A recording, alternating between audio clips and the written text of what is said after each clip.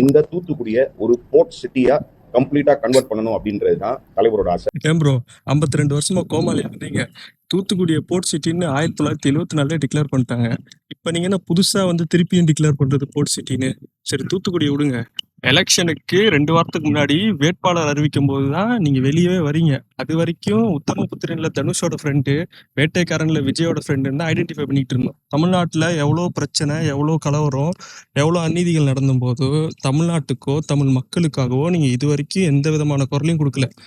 CM சாருக்கு ஃப்ரெண்டுங்கிற ஒரே காரணத்துக்காக இன்னைக்கு தூத்துக்குடியில் நீங்க எம்எல்ஏவா இருக்கீங்க. ஆல்ரெடி போர்ட் சிட்டியா இருக்கிறது எப்படி நீங்க திருப்பி போர்ட் சிட்டி ஆக்குவீங்க? 2 போர்ட் கட்டுவீங்களா? முதல்ல தூத்துக்குடியில போர்ட் இருக்கிறது உங்களுக்கு தெரியுமா? ஆனா இதுக்கெல்லாம் காரணம் யார் தெரியுமா? நீங்க தான்டா. தூத்துக்குடியில போய் விசில் சின்னத்துக்கு ஓட்டு போட்டீங்களா? நீங்க தான். இப்ப பாருங்க, உங்க ஊர்ல போர்ட் இருக்கான்னு உங்க ஊர் எம்எல்ஏக்கே தெரியல. இப்ப தூத்துக்குடியில எதனா பிரச்சனைனா டைரக்டா சிஎம் சார் வந்து பாப்பாரா? ஸ்ரீநாத் தான்டா வந்து பார்க்கணும். ஸ்ரீநாத்தோட பொலிட்டிக்கல் அறிவை பாருங்க. தூத்துக்குடியை போர்ட் சிட்டி ஆக்க போறாராம்.